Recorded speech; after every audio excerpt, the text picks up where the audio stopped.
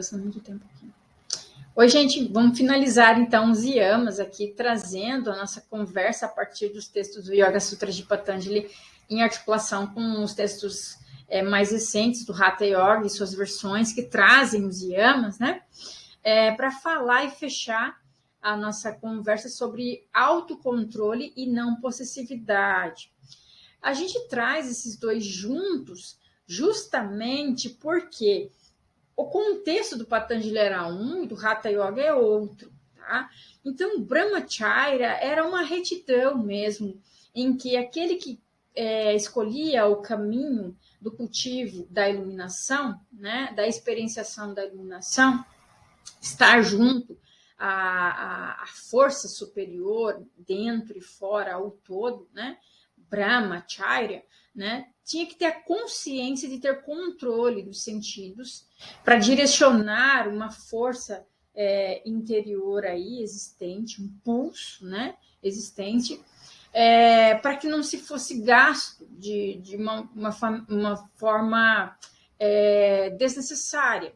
Portanto, percebia que a sexualidade, a compulsão pelo sexo, a sensualidade exagerada prejudicava esse processo de estar em contato com a espiritualidade, tá? E da mesma forma, de Brahmacharya, aparigara no sentido de cultivo de status social, o excesso de busca por bens materiais.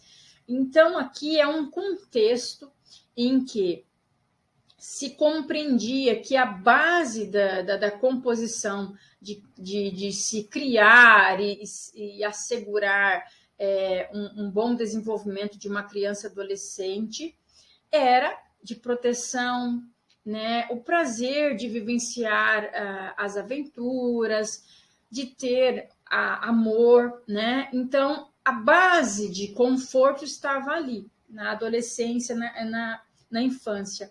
E quanto mais adulto, a busca por status, acúmulo de bens, né? E mais um adulto experiente, a busca de compor uma família e já em andamento, e a busca por sabedoria, pelo cultivo dos seus deveres, né? E aí, né, que foi se desenvolvendo e aparecendo o ápice de todo esse processo, já de mais idade, o cultivo, né, pela iluminação, pela espiritualidade, uma felicidade sem um objeto, tá? Então, entre aqueles que tinham esse processo, haviam aqueles que optavam, né, desde cedo por ser monge ou abster-se da vida em que tivesse a composição, fosse compor uma família, né? Então, ou era o cultivo do celibato ou a moderação da sexualidade ou da sensualidade, não estou falando só do ato em si, né? Nesse processo de busca de estar em contato com sua espiritualidade e, portanto, também distanciando da necessidade de bens materiais, né? Isso nos textos do Hatha Yoga já se desenvolve de uma outra forma, né? Em que há uma minuciosidade de atenção para a existência de um impulso sensual, sexual, e que, sabendo que isso poderia, digamos assim, atrapalhar, se não bem direcionado, né, a busca das práticas e ferramentas do yoga, por meio do Hatha Yoga, era para esse trabalhar do corpo, trabalhar a mente, né, esse equilíbrio mental por meio da manipulação da respiração e suas práticas, para que essa energia pudesse pulsar de uma forma criativa. Tanto é que é dito de uma energia feminina, uma energia de pulso criativo, né? Então, isso não era ignorado, né? Em nenhum momento, isso era acolhido e direcionado, né? E o Aparigara é nesse sentido também de consciência que a existência do necessário para se viver. Então, é muito interessante a gente começar a ter essa conversa meio experiencial para aproximar do nosso contexto, não no sentido de ignorar, de não respeitar aqueles que escolhem no nosso dia atual pelo celibato, na composição de uma família da sua forma diversa hoje que temos, né? Em que há o cultivo de uma sensualidade, não é só o ato sexual em si, de uma forma moderada, de uma forma consciente, saudável, né? Não se ignorando esse pulso, mas experienciando, sentindo de uma forma sem tabus, né? Então, para nós é aparar as pontas aqui e ali no diálogo, na busca, né, por pessoas mais experientes de confiança para conversar sobre esse processo, né, do cultivo, de lidar conscientemente com os seus sentidos, né, sem um gasto desnecessário, porque a gente vai ver que há diversas formas da gente, digamos assim, gastar desnecessariamente a nossa energia, tá? E também a busca por ganhos de coisas e acúmulo de mais coisas que nos leva à frustração ou a um afastamento do nosso ser, um afastamento do cultivo da sabedoria, né?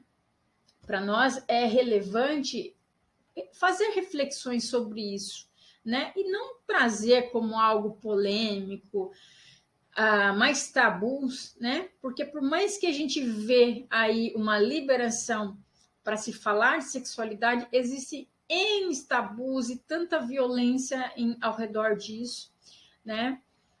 Nós somos bastante contraditórios, né? Então, o brahmacharya é o gasto desnecessário de energia, o uso para fora, né? Por meio do que a gente capta de excesso de informações, né? E que nos leva a um pulso por busca de prazer contínuo, porque a nossa sociedade nos força a isso, né? E a Parigara justamente nesse sentido de consumo, de se mostrar um status, de estar sempre feliz, estar sempre melhor que os outros, né? E aí são palavras que vão estar percorrendo a nossa conversa, o nosso diálogo excesso, exageros, né? Do uso dos nossos sentidos, né? Que são extremamente relevantes para a gente estar interagindo com o mundo, mas que muitas vezes a gente usa de uma forma extremamente não bem direcionada, digamos assim, né? Então, saibam, tá, que que há estímulos internos e internos, né, aí nesse processo, né, de gasto desnecessário e consumo material desnecessário, justamente porque a gente a todo momento, né, é impulsionado para fora, estimulado, e isso afeta, logicamente, a nossa forma de pensar, de falar e de agir. Tá? O nosso comportamento vai sendo moldado e muitas vezes de uma forma tão inconsciente, né? E a gente fica totalmente fora, né, do contato, né, do que pulsa.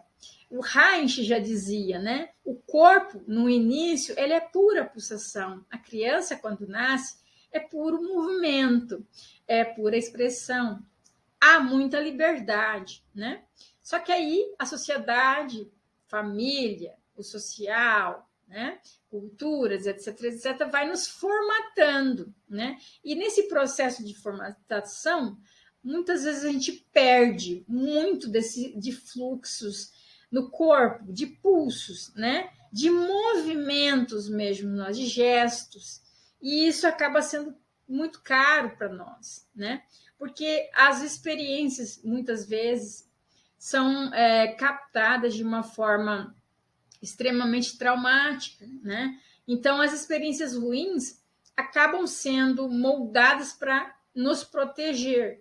Só que esse proteger, muitas vezes, acaba limitando fluxos de potenciais sensações, de experienciar de uma outra maneira, né, aquilo que, entre aspas, nos protege, né, contra o prazer, né? Então, acaba que esse pulso fica sempre reativo, fica sempre falho, fica sempre pela metade, né? E aí acaba que a gente tem um acúmulo aí de péssimas experiências, né? E que se não se desfaz e que fica embrenhada no nosso corpo, né? E a gente vai perdendo vitalidade nesse processo, né? De lidar de uma forma menos com menos tabu com relação ao prazer, né? E aí, muitas vezes, para a gente identificar isso por meio do yoga, né? Por exemplo, né? Uma excelente ferramenta para a gente sentir tensões musculares, né? O que prende a movimentação corpórea, né? Isso aí são palavras de Heinz, né? E de muitos outros estudiosos. Mas aqui a gente traz ele como exemplo, né? Então, Brahmacharya Parigara nos convidam a perceber e a sentir quando há excessos sexuais e, nesse sentido, é pervertido, né? A expressão sensual, sexual é saudável, ela é necessária, ela é um pulso nosso, né? O problema aí, digamos assim, é a perversão, né? Justamente o excesso, né? E aí os desejos são totalmente distorcidos, que são direcionados para o quê? Um ciclo vicioso, né? Por materiais, por coisas, por status sociais, né? E nesse processo a gente está falando então de ganância, né? De compulsões que acabam movendo o sujeito para longe do seu ser, do seu cerne. Isso é um processo contínuo, vicioso. E a gente acaba perdendo aí, ou jogando no lixo o nosso tempo, vida, saúde, sabedoria e o cultivo de espiritualidade que nunca nos atravessa, né? Então, para Patanjali, né, quando se estabelece a não sensualidade ou esse autocontrole, né, obtém-se energia na realidade, né, para ele. Quando se estabelece também só ter o necessário, surge a percepção das fontes de nascimento. Ele está falando primeiro de Brahmacharya e depois de Aparigara, né? E aí a gente vê lá entre os 10 yamas, né, que além de não causar danos, falar a verdade, não tomar o que é nosso, tem lá o controle dos excessos sexuais, ou seja, nesse sentido de perversão. E para isso, né, a gente precisa cultivar uma consciência, uma parcimônia, uma paciência consigo próprio, com o outro, né? Um esforço aí em algumas situações, compaixão pelo sofrimento diante de não lidar com isso ou de perceber o quanto amigos, pessoas conhecidas estão com o pulso, né, em Brahmacharya e Aparigara totalmente enviesado, né? Sofrimentos, decepções por estar num looping aí de busca por prazer excessivo, né? E aí a necessidade de estar interagindo com uma pessoa especialista nesse processo de cultivo da regulação emocional, um psicólogo, né? Junto a um yogoterapeuta, trabalhando, articulando com yoga, né? Para poder revisar isso, né? Moderar, digamos assim, a dieta, né? A gula nesse processo, né? É diferente de você chutar o balde de vez em quando, né? Então, compensa na comida, né? E aí, digamos assim, que o mental e o espiritual, em termos de interação com esses corpos mais profundos, estão totalmente distanciados ou muito confusos para poder acessá-los, né? Então, para Adele, né, se preferirmos insistir, portanto, né, em seguir distraídos com aquilo que nos dá prazer, nessa busca para repetir o prazer, né? Que é acontecimento. Quando é acontecimento, é algo experiencial do momento, é fugaz, né? Então acaba que não entendemos nada sobre a parigara, né? Ou a não possessividade. Também pode ser interpretada como desapego, a não ambição, não apego a não cobiça, né? Então podemos pensar nisso, que é uma prática experiencial de deixar ir, né? A habilidade de deixar ir, que muitas vezes acaba que escorrendo pelas mãos de muitos, né? Que tem essa dificuldade, maturidade para lidar com o seu pulso sexual, né? Com o seu pulso por ter que se firmar por meio de status e bens materiais de forma excessiva, né? Porque quer competir com o outro, há uma insegurança e um vazio interno aí profundo, né? Então, repetindo, justamente, né, entre outros profissionais, junto, auxiliando com práticas de Hatha Yoga, com um professor de Hatha Yoga, né, é possível se experienciar conscientemente do que se passa, né, de uma forma compassiva, os seus sofrimentos, para isso constantemente vir a modular, sabendo da existência desses corpos, o físico, o prânico, o mental, o corpo espiritual, né, para poder, digamos assim, trazer harmonia, né, a desobstrução dos canais, as nadis, né, para a fluidez prânica dos ventos, né, e fazer com que haja uma vitalidade existente nas rodas de energia, aí, sobretudo nas primeiras, né, que são mais ligadas com a parte mais de sobrevivência, né, que é a região pública, a região do umbigo e a região mais lá embaixo, né, na raiz do nosso corpo, tá? E aí justamente como a gente alimenta esse corpo, né?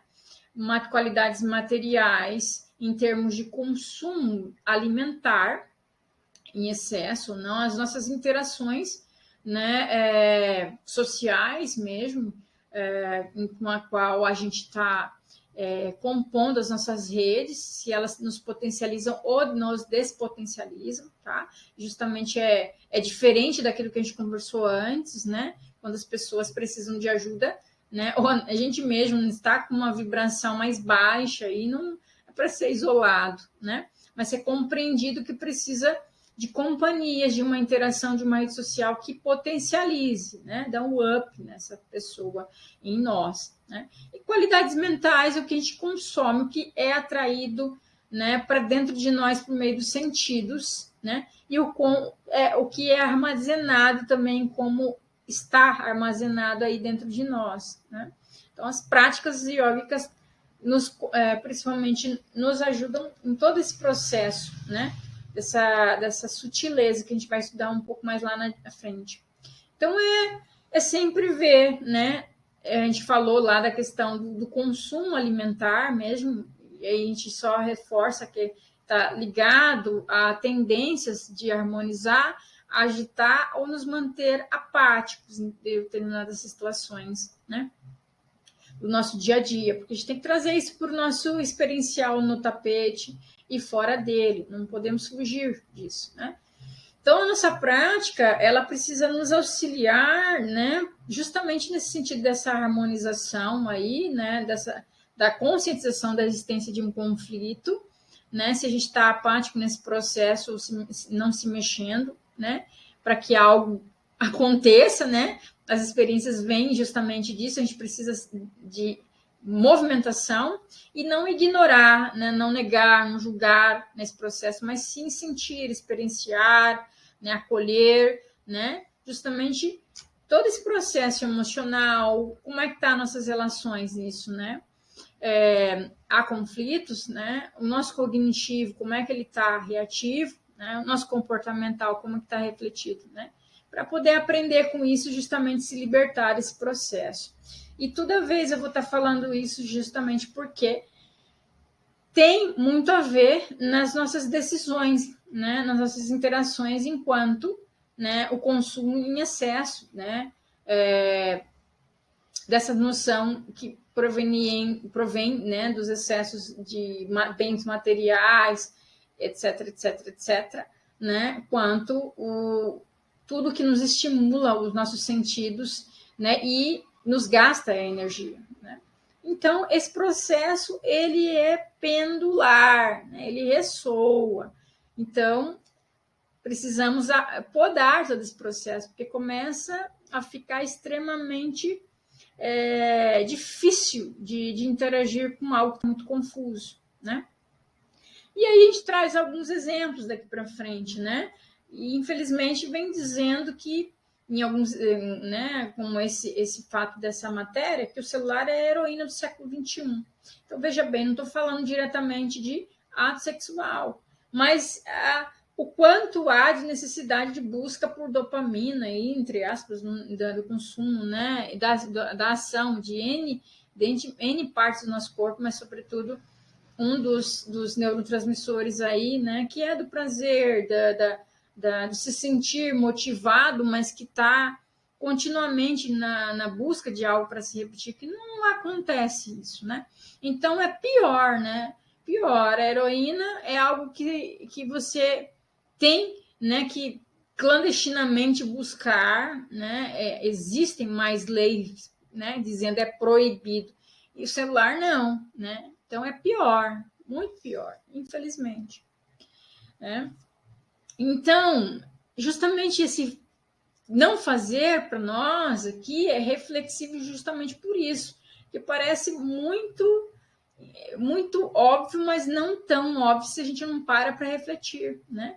Então, essa busca, né, por uma felicidade material que muitas vezes, quando não é atendida, né, entra nesse processo aí de frustrações, né? Porta aberta para mais vícios, né? E aí a gente traz aqui, entre outros, tem jogos e tudo mais, mas o consumo de pornografia, né, faz com que o cérebro regrida, né, um estágio mais infantil. Alô, aí, vamos abrir, atentar, né? Não é só podar, tá envelhecendo todo o seu processo aí, regredindo, ao invés de expandir, não está te potencializando, né? Então não adianta a gente falar assim, olha, não é proibido. Não, por quê? Né? Assim está mostrando, ó, 60 estudos. Se vocês entrarem, né, está mostrando lá, trazendo que o vício, o sexo e pornografia, por meio da utilização de internet, nesse processo aí, tem provocado cada vez mais esse looping de vício, tá? Esse looping de vício. Então, a abstinência com relação a isso leva à busca de outros escapes que levam a outros multiplicidade de vícios, infelizmente. Esses excessos também estão dentro do yoga, infelizmente. Esse cara, né, vocês vão encontrar documentário, nem sugiro assistir, né, só de curiosidade, é extremamente pegajoso, tá? Nojento mesmo. Mas o como ele exalta, né? Deturpa, coopta o yoga para um consumo capital, tá? De subjugação da mulher, né? De se colocar como um guru, mas é um verdadeiro predador de pessoas aí frágeis, né? Vitimadas no processo dele, abusadas, tá?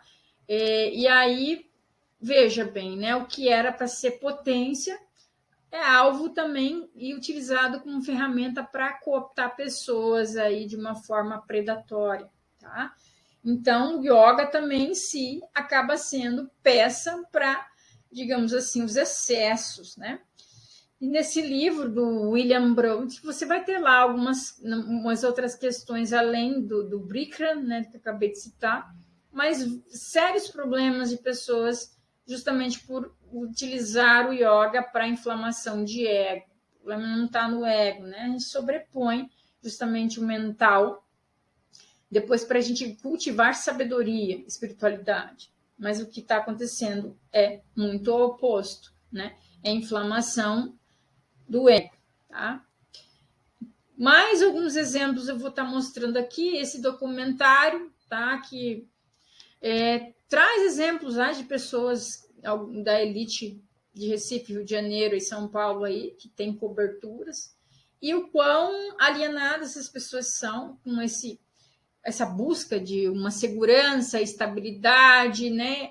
A noção de olhar por cima, né? De uma cobertura, deixando as pessoas vivendo numa bolha, tá? E o quão alienadas estão do que acontece ao seu redor. Tá? Então, um exemplo claro, evidente aí dos castelos, né? E que ignora tudo que está ao redor do feudo, digamos assim. Outro exemplo, mas aqui já é um pouco mais hilário, né? Que acredito que já tenham visto, assistido, que é Os Delírios do Consumo de Beck Bloom, tá? Que é justamente uma pessoa que, por seu vício de compra, vai à falência, tá? Então aí tá os excessos, né? Das pessoas que têm mais aí uma compulsão, né? Não controla. Bem, a gente também tem que falar de algo favorável, né? E aí a gente puxa para o yoga, para as N formas meditativas, mas aqui a gente está trabalhando com Hatha Yoga, que os estudos científicos mostram, né? Que cultivo de alegria, alívio em um processo de finalizar algo, passar por algo, né? A experienciação de compaixão, gentileza, gratidão, inspiração que aparece diante de algo, né? Serenidade cultivada e o amor, né? São complexos neuronais aí potencializados por essas riquíssimas interações, né? E que nos preenche o corpo inteiro, tá? Nos motiva, né, a algo melhor, a expansões, né? Algo extremamente potencializador e está vinculado com relaxação, relaxamento do sistema nervoso, ativação do sistema nervoso parasimpático e em destaque aí para o nervo vago, né? Toda a sua rede vagal aí que vem contribuindo, né? Para que as pessoas criem digamos, um ciclo, né? Virtuoso aí, regando algo mais precioso, que são esses N sentimentos, né? Mais nobres, digamos assim. E justamente também acolher os sofrimentos, né? E cientificamente comprovado quão são vosos. Então, yogando, experienciando para sentir e perceber em si, né? E esse processo tudo leva à autorregulação emocional, né? A gente está utilizando mais, né, um cultivo de sensibilidades interoceptivas, né? E entre um deles como consequência, o bem-estar, né? Essa potencialização interna. Então, a Parigara, né, tá junto aí também, a gente pode trazer o Brahmacharya, é viver de uma forma simples, com o essencial, sem acumular, objetos, nem se preocupar com o futuro, né? Não significa viver sem nada na rua, como um mendigo, mas sim livre de sensação de apego a pessoas e coisas. Isso aí é experiencial, tá? É experiencial. É consciência de isso, né, vir. Raras as pessoas que já são assim, né? É saber que qualquer coisa que esteja à sua posse pode se perder ou se modificar, e mesmo assim permanecer confortável, né? Quando a pessoa alegremente vive o que vem para ela, com o mínimo de posse, sua mente se torna mais objetiva e ela consegue ver coerências nas situações que se apresentam para ela. Ela consegue perceber a relação de causa e efeito entre as situações e entender o que em outra vida levou ao nascimento presente. Tá? Isso aí é a Glória Arieira trazendo algumas questões para quem acredita ou não, tá? Em reencarnação, né? E nesse processo do que se propaga, que veio de residual de outras vidas, tá? Para nós, o mais relevante é nesta vida presente, né? O que a gente acaba repetindo ou não. Né? A gente tem que ficar olhando para os nossos sanskaras, nossas tendências. Será que a gente está repetindo o nosso comportamento? A gente pode moldar isso, né? E lógico que a gente não está querendo, nesse processo, né, romantizar a pobreza ou escassez, justamente que ela já tinha falado um pouco lá, né, e ficar na rua, o voto de pobreza, né. Acho que há pessoas, né, que optam, padres, monges e tudo mais, pastores, etc., né, de boa índole e que cultivam isso em prol de estar realmente direcionando a sua potência, a sua força criativa. Aí ela não fica parada, ela existe pulso sexual, existe sensualidade. O que acontece é esse direcionamento para algo que potencializa, né? Criativo, um trabalho, fazer bem às outras pessoas, isso é pulso. Estar com pessoas que te proporcionam potencialidades, conforto, né? Não um escoramento, né? Não parar ali, mas movimentar, mover-se. Né? Esses excessos que a gente percebe, a gente vai estar repetindo sempre, né? Deu como consequência aí a presença da pandemia. Né? A pandemia é o maior exemplo do total desequilíbrio pelos excessos, né? Que a gente optou por essa vida de objetificação, de objetação, de transformar tudo em objeto, né? E logo o que se usa depois se descarta, né? Então, gente, não é só podar, mas literalmente ter que remover toda esse processo, alguns de uma forma mais abrupta, outros processual, né, de conviver, né, contribuindo de alguma forma com essa cadeia da morte, da necropolítica, né, desmatamentos, queimadas, saques de terras indígenas. Está longe de nós, mas está interconectado. Tá? A pandemia é o maior exemplo, né, dessa instabilidade, né, que nós proporcionamos e a Terra vai estar revidando aí, tá? De todas as formas possíveis. Então, o autocontrole e a não possessividade tem que também ser cultivada com sabedoria. Né? A gente já tem esses respaldos por evidências, por ativismo, por ciência, né? Mas Brahmacharya, né? Autocontrole, o direcionamento desse pulso existente, a não possessividade, de uma forma sábia. Vamos aparar os excessos, né? Para que realmente o que é para edificar venha à tona de uma forma mais bela, né? Uma planta bem cuidada, ela vai crescer muito bela. Então a gente tem que podar aí os excessos, é a poda dos excessos, né? O homem como centro não dá certo. Ele é acima de todos e de tudo, né? É egóico. O eco, essa noção mais distribuída, rede, né? Ela é muito mais equilibrada. A Terra, em todo o seu processo, sempre foi. Nós que quebramos esse processo de interação amistosa, amigável, né? A gente está vivendo numa bolha. Né? Trouxe essa imagem da bolha, né? Porque algumas pessoas fazem quando algumas pessoas, como a Greta, né? Está fazendo, atuando, indo em movimentações mundiais aí para mostrar que o mundo é finito, né? Outros estão vivenciando sua bolha. Então, a cooptação, muitas vezes, das práticas meditativas levam a isso, tá? A ficar na sua bolha, e não é nesse sentido. É um autoconhecimento que faz movimentar, né? Movimentar essa energia de pulsos das próprias emoções, emoção, mover, né? E não minar-se com as próprias emoções de uma forma depressiva, depreciativa, que leva a ciclos viciosos, né? E eu gosto muito do livro do Ricardo Pimentel Melo, porque ele traz, entre várias coisas, essa reflexão do regular, né? Quando ele fala de várias pessoas em situações de vícios, né, ou compulsão por alimentos, não adianta, às vezes, você dizer que cigarro faz mal, não beba, não fume, não use drogas. Isso são normativas moralistas, né? E quando ele traz essa noção de um cuidado de si, que a gente gosta muito disso, né?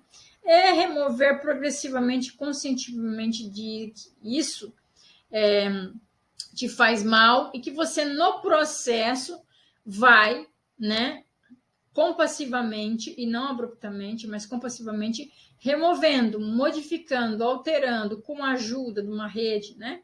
Isso é um movimento radical que tem um compromisso com uma vida real, né? Em que as pessoas têm toda essa instabilidade. Então, o regular, a gula, né? Regulação.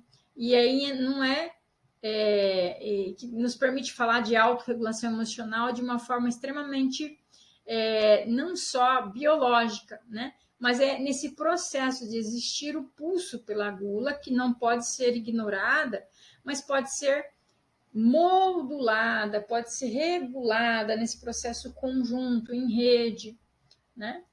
Tanto é que a gente volta aqui de novo, né? Esse processo não é chegar a dizer, né, então todos os gordos são um problema e todo mundo tem que ser magro, fitness. Esse é um sério problema, né? Dessa, entre aspas, forma saudável, né? Que leva pessoas à anorexia, à bulimia, entre outros sofrimentos, de não encaixe, né? Isso, será que eu posso praticar yoga? Claro que pode, né? O que há ali de desafio é ter consciência do seu peso para moldar as posturas e as práticas fluírem, né?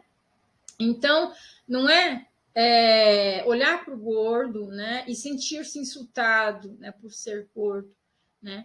Pensar que todo gordo não é saudável, é burro, desajeitado, né, e não faz exercício. A fala dessa pessoa aqui que eu captei, né, para trazer para vocês. Mas justamente é mais um ser aí no seu processo que tem seu biotipo próprio, que ele quer ser, né, e que pode tudo quanto os outros, moldando a partir do que o seu corpo pede, que o seu corpo permite, né? Então, bora parar aí de desperdiçar energia, tá? E buscar a moderação, de acordo com as necessidades, né? Colocando-se como praticante de yoga, né? Recomenda-se moderação. E assim o praticante ele deixa de lado os empecilhos de natureza interpessoal, justamente que a gente está falando aqui de interação social, né? E pode possibilitar novas experiências e justamente o cultivo de uma espiritualidade, né? Aproximar-se de si, do seu ser, né?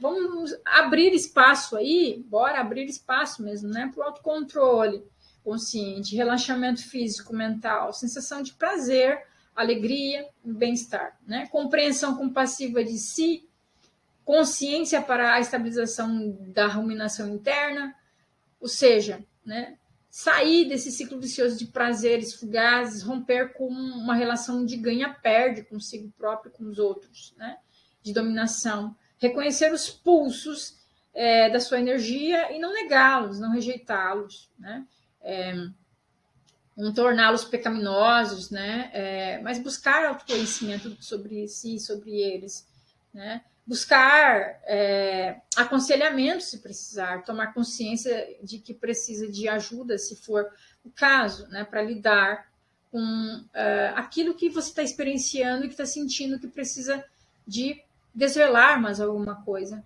né? Então a sensualidade não é uma doença, é saudável, né? A sensualidade pervertida, né, excessiva, que movimenta vícios, sim, é a questão que devemos atentar, né?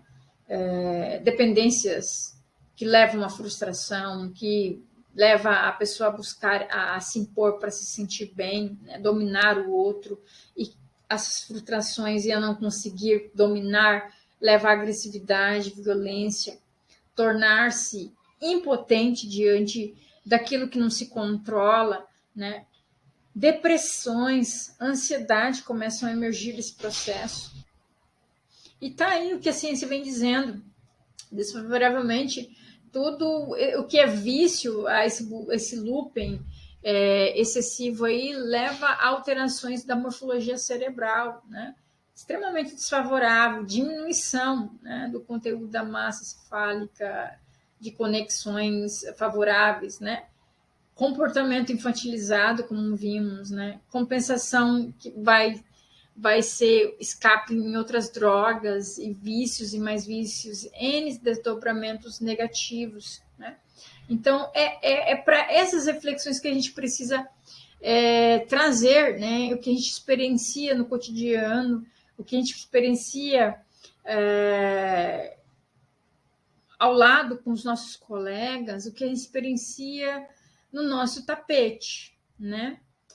E aí só desdobra nisso, violência contra a mulher, crianças, né?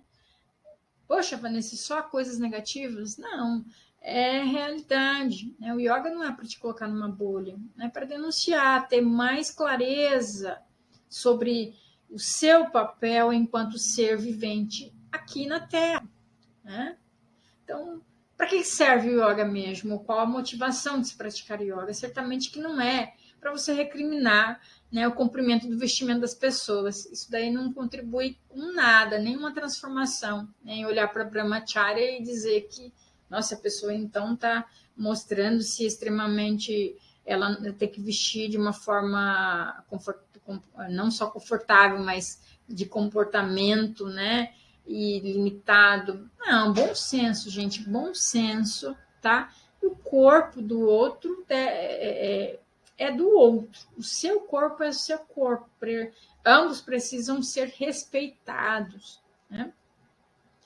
Então é isso. A gente trabalhar nesse contínuo de vida, sobretudo compreender que como nos alimentamos pelos nossos sentidos, os excessos, né, de buscas para fora, né, vai acabar distorcendo todo o processo de fluidez dos, digamos assim, das vórtices de energia das rodas basais, nas primeiras, né, principalmente as primeiras, os movimentos dos fluxos prânicos aí também ficam